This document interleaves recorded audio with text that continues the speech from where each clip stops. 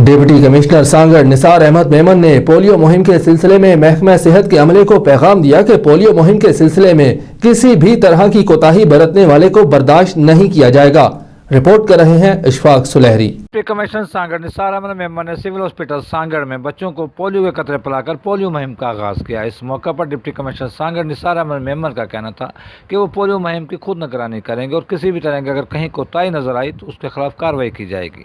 Deputy commissioner Sanghar का कहना था कि तमाम इलाकों के अंदर इंतजाम मुकम्मल कर ली गए। बिस्मिल्लाहिर्रहमानिर्रहीम। आज हमने पोलियो कैंपेन का इनॉग्रेशन की है। जो हमारी पोलियो कैंपेन है 12 से लेके 15 तक रहेगी और हमारा जो टारगेट है 4,20,000 है और हमारी 850 के करीब मोबाइल टीम है और 47 के करीब हमारी जो है फिक्स पॉइंट है।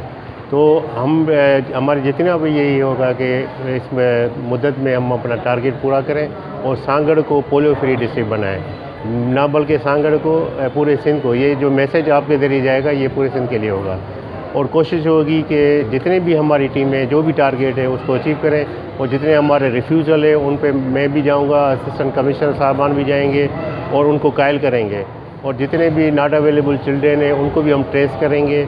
और ज़्यादातर हमारे यहाँ जो है थर के हवाले से अछड़ो थर में, तो अछड़ो थर में हमने वो मोबाइल टीमें तश्कील दे दी है और वहाँ भी वो लोग जा रहे हैं। हमारे डॉक्टर साहबान जाएंगे और बच्चों को जो है वो उनको पोलियो के कतरे पिलाएंगे।